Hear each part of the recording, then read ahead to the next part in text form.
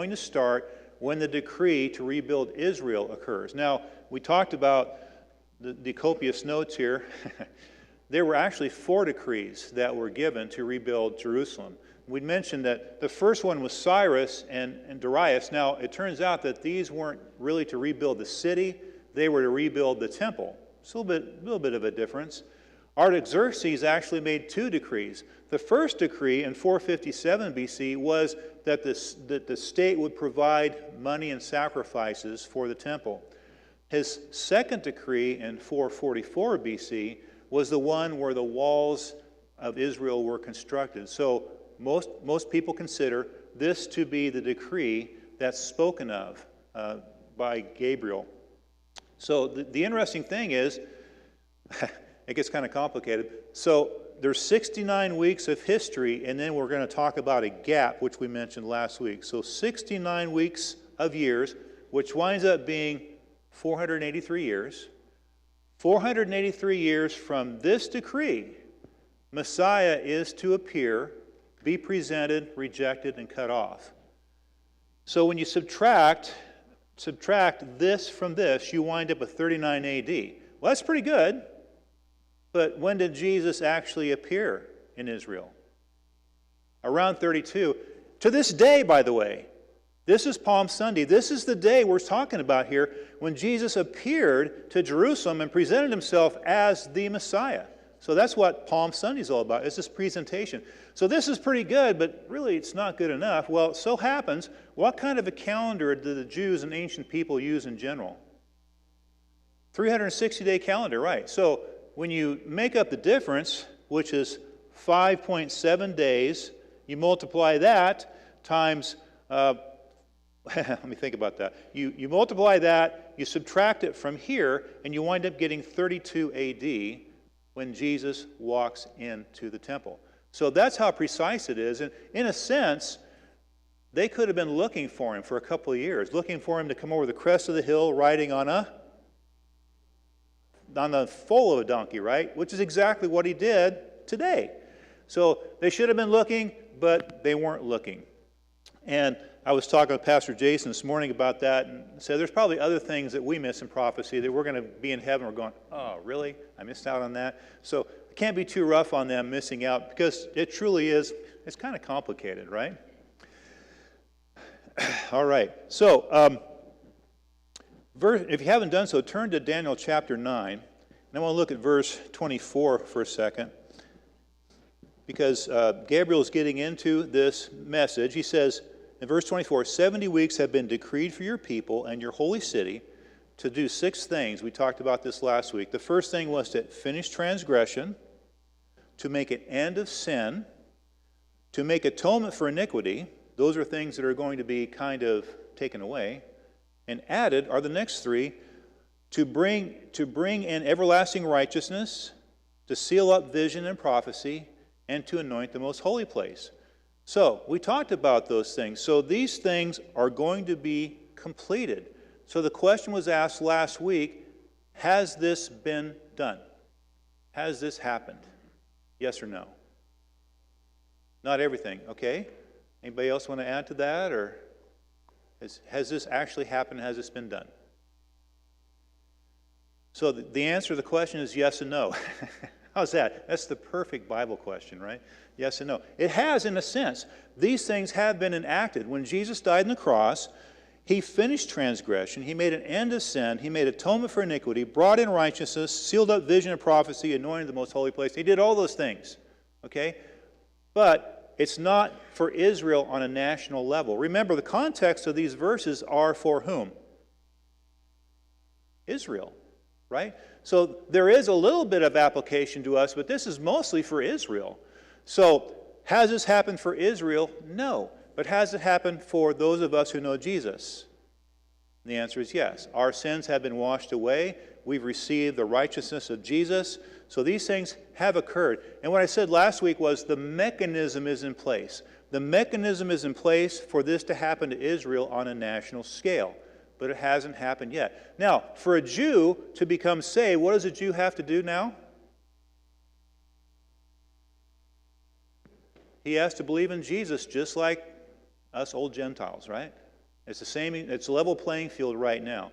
But after the rapture, after when the tribulation begins, God's going to be dealing with the Jews again nationally. Now they'll still have to receive Jesus, etc. I'm not going to go into all those complications, but He'll be dealing with them and through them with the rest of the world. But now we're all on the same level playing field. What was not spoken of by Gabriel when he talked to Daniel was the pause. The pause between the 69th and the 70th week. And what is that pause? Yeah, you're looking at it. Look around. You're the pause, right? This is the church age. So this wasn't spoken of. It's interesting. I wonder if Gabriel even knew. Did Gabriel know? Because he could have said, now Daniel, after the 69th week, there's going to be at least a 2,000-year period where this new thing called the church is going to be established. And no. So maybe he didn't even know, because Paul talks about it as the mystery. And it is the mystery. It's something that wasn't talked about until the New Testament times. So we have this 70th week that's still out there hanging. It hasn't come to pass. There's this break, and the break again is us. So let's go ahead and we're going to reread Daniel 9. We'll read verses 20 to 27 just to really bring us up to speed with the review, and then we'll get rolling. We'll start with Eric. 20, please.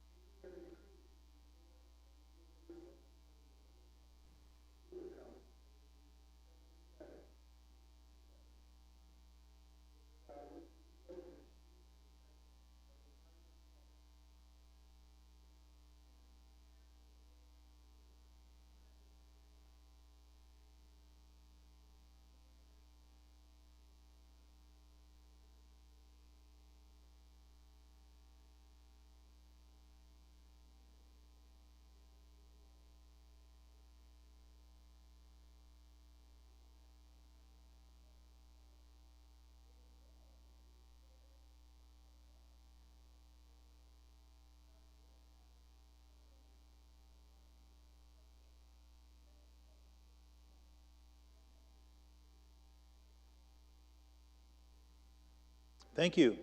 So, think about it. Today, the pause is over. Okay? We've had the church age. The church age is coming to an end. All of a sudden, we're going to have week 70, which is the last week of human history as we know it, which is kind of earth-shattering to think about. This is the last week of human history as we know it. From there on out, there will be another history, but it will be drastically different than what we have now. So the last week will kick in. So what starts it? In verse 27, we see, and he will make a firm covenant. So you ask yourself, well, who is the he here? And you refer back to verse 26. It talks about after the 62 weeks, the Messiah will be cut off and have nothing. And the people of the prince who is to come, this is the he. The people of the prince who is to come. Now, we talked last week, who are these people? Probably the Romans. That's what we understand. These are the Romans. So the prince of the person who is to come. Now, there again, it gets kind of complicated, but a lot of people believe that during the tribulation period, there will be a resurrection of the Roman Empire. It may not be called that, but it's going to serve as the Roman Empire served at the time of Jesus. So the Antichrist is viewed as being the leader of this organization, this group. So that is the he. It goes back down to verse 27, and he will make a firm covenant with the many for 1 week. So once again, we remind ourselves of the Gabriel's message. It's for the Jews, your people, and specifically relates to the Jews during the tribulation period. Verses 24 to 26 talked about Jesus' first coming. Now we have the pause, and now we talk about it's going to be the tribulation period before his second coming. Now the phrase firm covenant, it implies force. Like this was a covenant that was forced upon the Jewish people. It's not something they were seeking out necessarily. It's something that they were forced to do. Because I used to wonder, why would the Jews agree to anything with the Antichrist? Well, there's a couple of possibilities. The Antichrist may present himself as a friend of the Jews, and they may even accept him as their Messiah, especially if he's Jewish. There's a lot of thought about that. But even if he doesn't, it looks like they are forced to accept a covenant or an agreement, and this agreement is for a week, which would be a week of years, so 7 years. Now, what could possibly occur that would make this a possibility or a necessity? What could occur that would cause the Jews to do this? Any thoughts?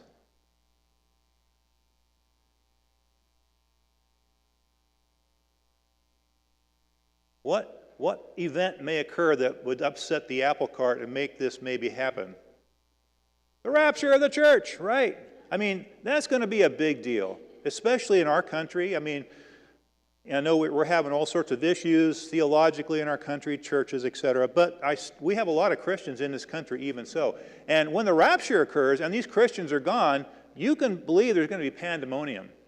I mean, it's going to be complete pandemonium for a long time, which may be one of the reasons why we're not talked about in the end times. You know, maybe we're so wrapped up in our own thing that we can't participate. I don't know. But that's possible why that would occur. Another thing would be that just if politically people just turn away from Israel. Do we see that happening today in our country? And the answer is yes. Just last week, our president refused, again, to meet with Benjamin Netanyahu. He is purposefully turning his back to the man.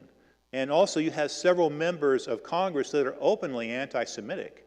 So it certainly could occur politically. It doesn't have to be the rapture.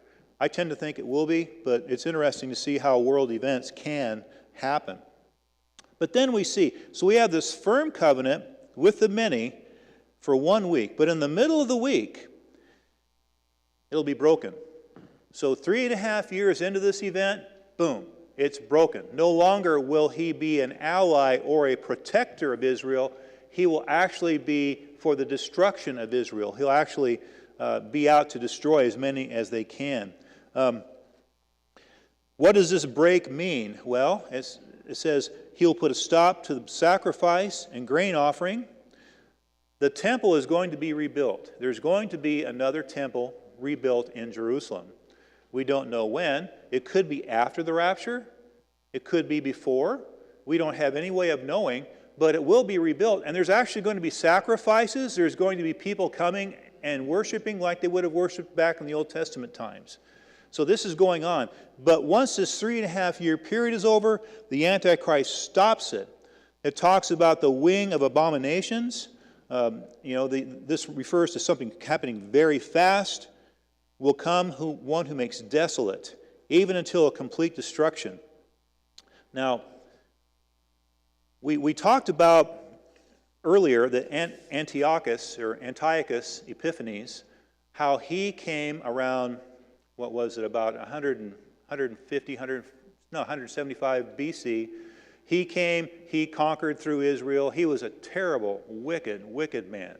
And he destroyed Jews. If you had a copy of the law, you'd be put to death. You know, if you talked about babies were circumcised, they would hang the babies right there. They pursued the people. It was horrendous, the things that this man did. Well, this man is actually a predecessor as it were, of the Antichrist. So when you look at Antiochus, you can actually see a picture of what the Antichrist will be like. In fact, so similarly are they described in chapter 7 and 8 of Daniel, it's hard to tell the difference. There is a clear difference because chapter 7 talks about the Antichrist coming from the Romans, as it were. Chapter 8 talks about Antiochus coming from the Greek line. So the lineage is different, but their motivation is exactly the same, to destroy. So for Antiochus, the abomination was when he set up an idol in the temple. He sacrificed a sow on the altar, and he said it was for Zeus. And he told everybody they had to worship Zeus, and if they didn't, they'd be put to death. So this is the abomination that Antiochus participated in. And it says full of destruction. Again, like Antiochus, Antichrist will be very destructive toward the Jews, killing a large number. And we'll look at that in just a second. This is going to be, we look at what happened in the Second World War with the Jews in Germany, horrendous. This will be worse. This will be exceedingly worse than that even. Okay, so a question sometimes is asked, well, how do we know this passage refers to the Antichrist and not to Antiochus? Well, one of the main reasons is because Messiah didn't come. There's no Messiah with Antiochus, but there will be with the Antichrist. All right, so I look at verse 27 as kind of being the bones. This is one verse describing 7 years, and really it describes it pretty well. But there's several passages in Scripture which kind of put meat on the bones. And we're going to look at some of those. I apologize that looks kind of confusing. It even looks confusing to me, and I wrote it down. But maybe I can help us through. So, Daniel's 70th week consists of 2 halves. So the first half of his 70th week is in the first part of 927. So, which reads, again, and he will make a firm covenant with the many for 1 week. So, we're going to see the Antichrist come. He is going to make a covenant with the people during the first part of the 7-year period. So what else is going on during this time? So we have a couple passages here to look at. So let's look at Revelation chapter 6. Hopefully put some meat on these bones. I mean, not on my bones. I don't really need any. Okay.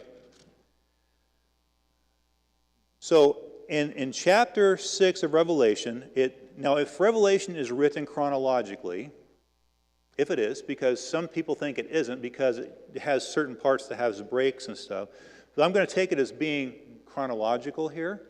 And if so, this is where things start. This is where the Antichrist is going to be involved making this covenant with Daniel. So in chapter 6, verse 1, Then I saw when the Lamb broke one of the 7 seals, and the 7 seals, by the way, is a scroll. We actually talked about this in Adventure Club. I actually had a scroll, and we made a wax seal. I had one of the kids stamp it. They thought that's kind of cool. Well, back in Roman times, if you were Caesar, you would have 7 seals on your scroll. I mean, this is a big deal. And so what's happening here is God had a scroll like this. He had it in his hand. Jesus took it from God the Father, and he starts breaking the seals. And as he breaks the seal, each time he does that, something catastrophic happens to the earth. So that's where we are. Then I saw when the Lamb broke one of the 7 seals, and I heard one of the 4 living creatures saying as with a loud voice, "Come!" I looked, and behold, a white horse, and he who sat on it had a bow, and a crown was given to him, and he went out conquering and to conquer. So we see what I believe to be the Antichrist. He is conquering. We looked in Daniel, and Daniel talked about the fact that there were these horns, 10 horns, 1 horn gets up, wipes out 3 other horns. So the Antichrist participates in war and in violence. He definitely does that, and that's what he's doing here. In verse 3, and Jesus broke the 2nd seal, and I heard the 2nd living creature say, "Come." And another red horse went out, and to him who sat on it, it was granted to take peace from the earth, and that men would slay one another, and a great sword was given to him. Now this could be related specifically to Antichrist, or it could be just as like we have now, wars and rumors of wars. It could be just the whole world's at war. But it probably was in conjunction with the Antichrist's activity. The third seal, when he broke the third seal, I heard the third living creature say, "Come." And I looked, and behold, a black horse, and he who sat on it had a pair of scales in his hand. And I heard something like a voice in the center of the four living creatures saying, "A quart of wheat for a denarius, and 3 quarts of barley for a denarius, and do not damage the oil and the wine." So you have famine coming up, which is another byproduct of war. When you have great war, you're going to have famine, especially the kind of war we're talking about here. Back in that day, you'd have a major war, and you'd have, maybe 10, 20, 30,000 soldiers die. It's a big deal. It is a great difference nowadays. I mean, in World War II, how about World War I, they figured there were about 20 million people killed during World War I. That's horrible. World War II, they guesstimate about 75 million. Now, in this case, let me think. I'm a little bit going ahead of myself here, but that 75 million people, World War II, it's a big deal. Okay, and fourth seal. Then when the Lamb broke the fourth seal, I heard the voice of the fourth living creature say, "Come." I looked, and behold, an ashen horse, and he who sat on it had the name Death, and Hades was following with him. Authority was given over to a fourth of the earth to kill with a sword, and with a famine, and with pestilence, and by the wild beasts of the earth. Death, death, and more death.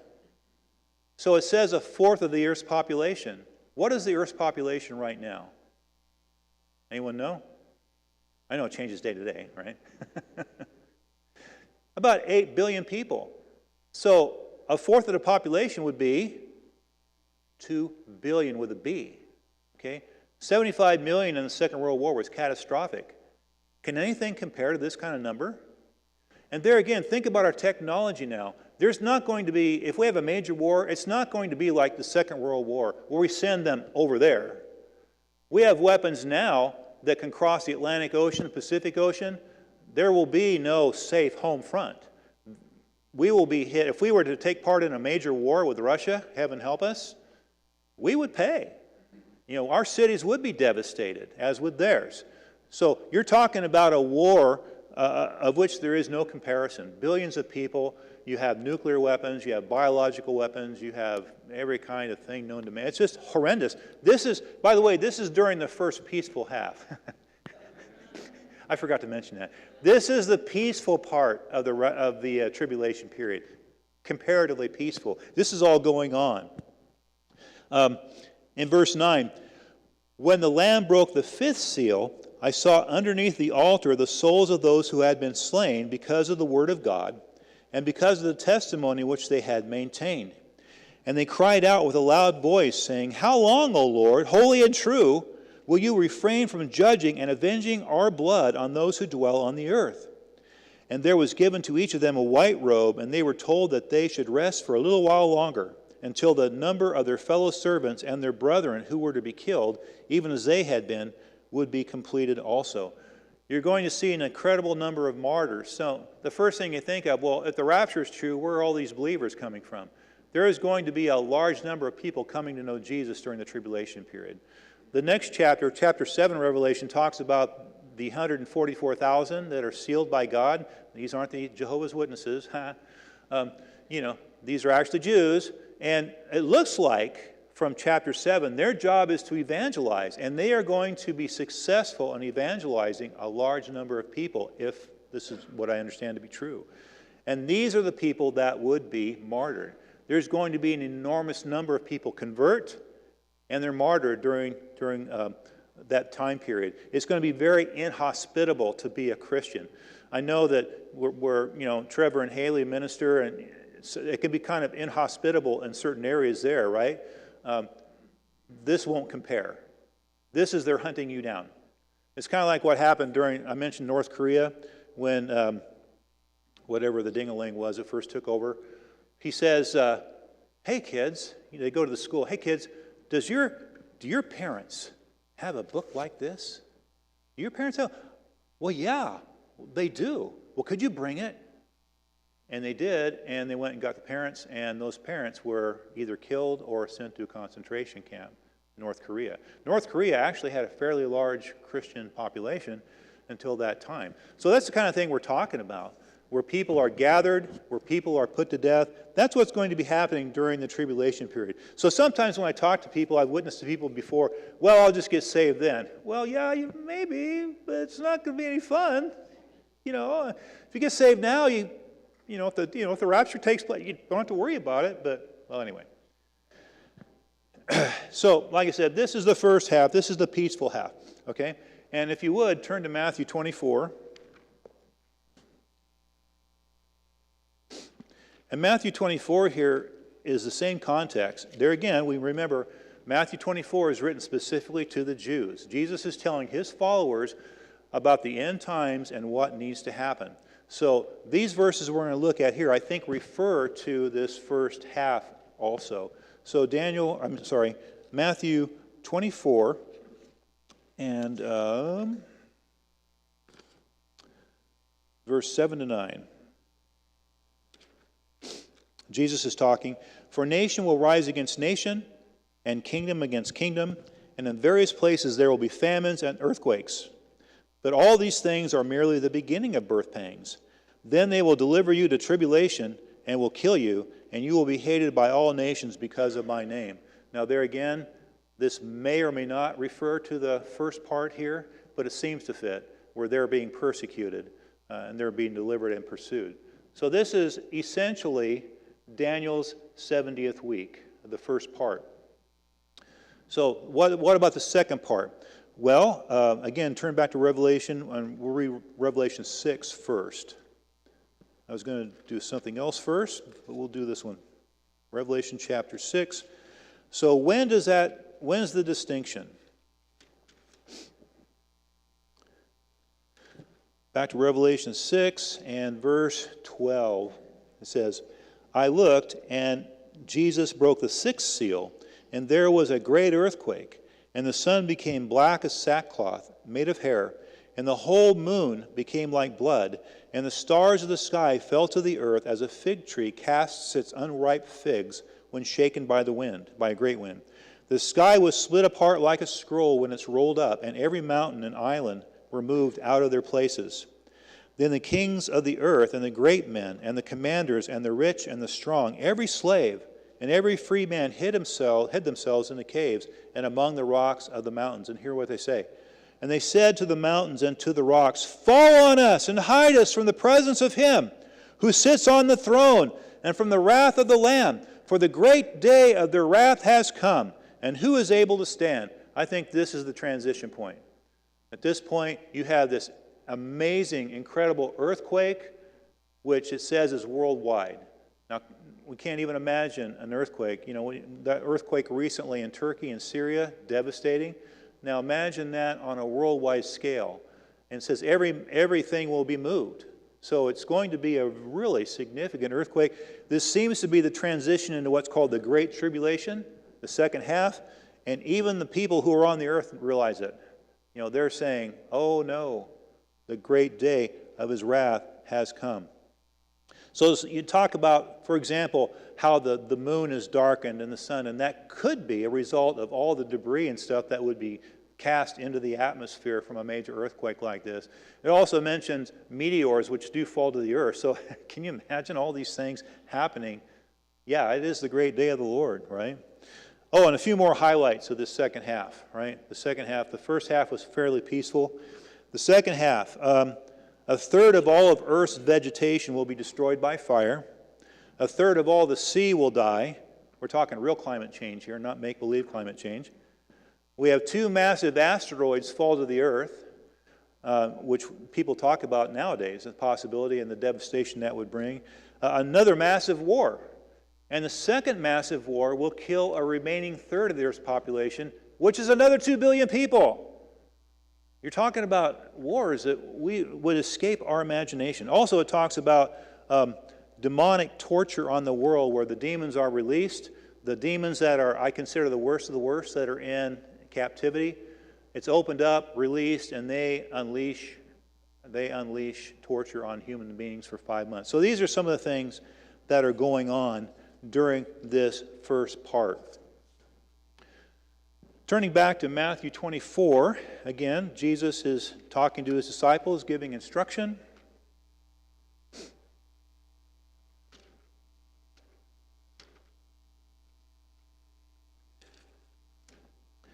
And this will be related to the second half, the second part of the tribulation, talking about what the Antichrist will do. Revelation 24, verse 15. Jesus says, "Therefore, when you see the abomination of desolation, which was spoken of through Daniel the prophet, standing in the holy place, let the reader understand. Then those who are in Judea must flee to the mountains. Whoever is on the housetop must not go down to get the things that are in his house. Whoever is in the field must not turn back to get his cloak. But woe to those who are pregnant and to those who are nursing babies in those days. But pray that your flight will not be in the winter or on the Sabbath. For then there will be a great tribulation, such as has not occurred since the beginning of the world until now, nor ever will. Unless those days had been cut short, no life would have been saved. But for the sake of the elect, these days will be cut short." Fits very well with what is spoken in Daniel. This is very devastating, horrible, horrible time. So the abomination is established in the holy place, connecting it back with chapter 9 of Daniel. We'll see what that refers to in a second. We notice his admonition. What is his admonition at the beginning there? What's he telling people to do when they see this happen? You better run, run, run. You know, he's saying, if you're in the field, don't go back to get anything. Take off. If you're on the rooftop, get out and go. Don't even waste your time. Maybe grab one thing on the way out, but run, run, run. Because at this point, it is so crucial that the Jewish people escape that if they don't, they're toast. They absolutely will be annihilated by the Antichrist, who has set up his abomination here. So it's flee and don't look back. And this is the beginning of the Great Tribulation, which connects back with Revelation 6, we just read, and Daniel chapter 9, verse 27. And Jesus' words, unless the days had been cut short, no life would be left. And that's right. Think about these wars, these catastrophic events. If it wasn't cut short, no one would make it through the tribulation period. But there will be people who do. And flip over to Revelation chapter 12. Are any of these meat sticking to these bones?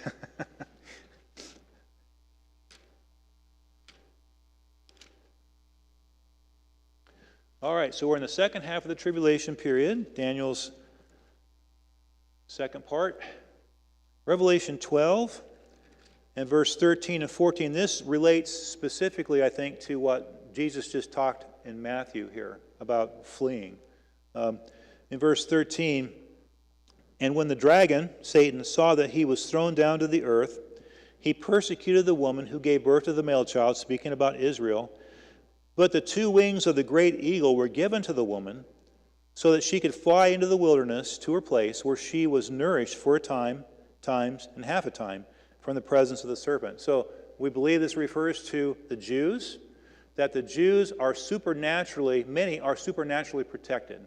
So they do their part, flee, run like crazy, and God is going to take care of a large number of them. And notice the time that it says there. It says for a time, times, and half a time. That's 3.5 years. 1 year, 2 years, and a half year. So 3.5 years. So there again, we're looking at the second half of the tribulation period. So let's talk about some of the things that are going to happen. This abomination, what does it look like? In chapter 13, verse 1, "And the dragon stood on the sand of the seashore. Then I saw a beast coming up out of the sea, having 10 horns and 7 heads, and on his horns were 10 diadems, and on his heads were blasphemous names." Now this goes right back to Daniel chapter 7. This is almost like you could be reading Daniel 7 here. "And the beast which I saw was like a leopard, and his feet were like those of a bear, and the mouth was like the mouth of a lion. And the dragon gave him his power and his throne and great authority." Remember back in chapter 7, Daniel saw three or four animals. He saw a leopard, a bear, and a lion. And here we see all these things are put together into one animal for this end-time person. I saw one of the heads as if it had been slain, and his fatal wound was healed, and the whole earth was amazed and followed after the beast. Now, a lot of people take this to mean that perhaps the Antichrist will have a near-death experience or will seem to die and resurrect, much like Jesus did. So it would be a counterfeit, again, which they're good at. The whole earth was amazed and followed after the beast. They worshiped the dragon because he gave his authority to the beast, and they worshiped the beast, saying, "Who is like the beast? And who is able to wage war with him?" There was given to him a mouth speaking arrogant words and blasphemies, and the authority to act, again, notice, 42 months. So the Antichrist, again, we're in the second half of the tribulations, 42 months long. And he opened his mouth in blasphemies against God, to blaspheme his name and his tabernacle, that is, those who dwell in heaven. It was also given to him to make war with the saints and to overcome them, and authority over every tribe and people and tongue and nation were given to him. So there again, you're having lots of people put to death, the believers pursued, this person has great authority. And verse 8, all who dwell on the earth will worship him, everyone whose name has not been written from the foundation of the world in the book of life of the Lamb who was slain. So all those who are not chosen by God and brought to salvation, they will be worshiping this beast in the temple. And this is the abomination that's being spoken of in Daniel, here in Matthew. It's when the Antichrist comes in and sets himself up to be king, sets himself up to be God. Now, Antiochus did this to a degree. In fact, the name Antiochus Epiphanes, if I remember right, means Antiochus begotten by God or something like that. So Antiochus kind of claimed that. Well, this guy's going to really claim it. He's going to claim that he is God. The Antichrist is going to be worshipped. And then skip down to verse 11. Then I saw another beast coming up out of the earth, and he had two horns like a lamb, and he spoke as a dragon. So this is believed to be a false prophet who gives authority or worship to the beast. He exercises all the authority of the first beast in his presence, and he makes the earth and those who dwell in it to worship the first beast whose fatal wound was healed. He performs great signs so that he even makes fire come down from heaven to the earth in the presence of men. And he deceives those who dwell on the earth because of the signs which was given him to perform in the presence of the beast, telling those who dwell on the earth to make an image to the beast who had the wound of the sword and has come to life. And it was given to him to give breath to the image of the beast, so that the image of the beast could even speak, and cause as many as do not worship the image of the beast to be killed. So you look at that, and for years people have looked at this. Okay, well, the Antichrist will put up a image, an idol, in the temple and command people to worship it. Maybe the idol will talk or whatever. Maybe it'll be, magic, black magic. Think AI. What's going on right now? AI, right? Artificial intelligence is becoming the big thing where we're creating these machines that can supposedly think and etc. And I tend to think this could be an example of that. They put this image there who has artificial intelligence and even has the ability to put people to death that don't worship it. That's kind of crazy, weird stuff, but it's interesting how history, as it's gone on, you see how the Bible proves true. Another example of that is where it talks about the two witnesses that are put to death, and the whole world sees their images, and then after 3.5 days they rise from the dead. Well, back in the day, the world couldn't see their images. Could they now? Everywhere, even in Cambodia, they have TVs, right? No, but seriously, all around the world, satellite imagery, we have that. We've had that for decades. But back then, it's just interesting how you see the Bible, its predictions, and how it comes true in ways that we can't even imagine. In this case, it's technology that's making it come true. And then we have Revelation 19. Flip over to that, and we will see In Daniel chapter 9, verse 27, it says, the Antichrist will do all these things until destruction decreed for him is poured out. And it's poured out here in Revelation 19, verse 20.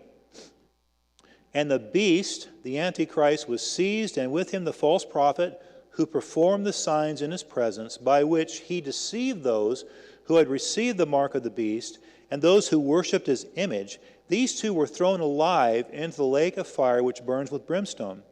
And the rest were killed with the sword which came from the mouth of him who sat on the horse, and all the birds were filled with their flesh. So here we have, this is the decreed destruction for the Antichrist, is when the Lord comes, takes him, throws him alive into the lake of fire, and that will be the end of it. That's the end of the 7 years. Then human history is completely different, as we will be entering the heaven, entering the millennium time. We'll be in, those of us who know Christ will be in redeemed bodies, no sin, thank God. Again, no sin, and we'll serve, and then history goes on. But a different history. Thoughts? Any thoughts, comments? Being a former fireman, I know what it's like to take a drink from a fire hose. It's kind of hard to do, Any thoughts, applications? Well, how about that? We're going to be ending a little bit soon, which is okay, which is fine. So it's hard not to see that we're approaching these end-time events. I mean, it's obvious. We look at things. We looked at the pandemic that we had, right? I mean, people lost their jobs. People were denied certain rights and things. Well, during the tribulation period, you're going to have to get a mark on your hand or your forehead if you're left behind, or you can't buy or sell. We can see how it's going to work. It's going to work amazingly well. And so many things are happening technologically. People are, you got your phone, which is keeping track of, to a degree, of what you do. It's just, it could be scary if you didn't know who was in charge, right? We know who's in charge, and so for us, it's like, go Lord Jesus, come. But otherwise, it would be scary. So we're waiting for what John heard in Revelation 4:1, which is come up here and then entering into heaven. So let's go ahead and we'll close in prayer. Lord, I thank you for your word, which is amazing. All the things written, the prophecies that you have, and as we have seen history go by, we see how the prophecies can happen. And it doesn't necessarily have to be supernatural. Sometimes it could just be technological things that you've allowed to occur. But your fingerprints are everywhere. And we as Christians, thank you that we can see that. I pray, Lord, that we who know you would not face the future with fear. It's challenging because these are difficult times and we're seeing all sorts of things happen. But Lord, help us to remember again and again who's in charge, and that's you. And when we get to be with you and look back, we're going to see the purpose that you had in all these things, including our own lives and the things that we have done. Thank you for our time. Please be with Pastor Jason as he preaches your word. And again, may he preach with power, passion, and just conviction, Lord. And be with the worship team and help them, Lord, to lead in worship. Help us to turn our hearts toward you and to prepare for your word. We thank you for our time. In Jesus' name, amen.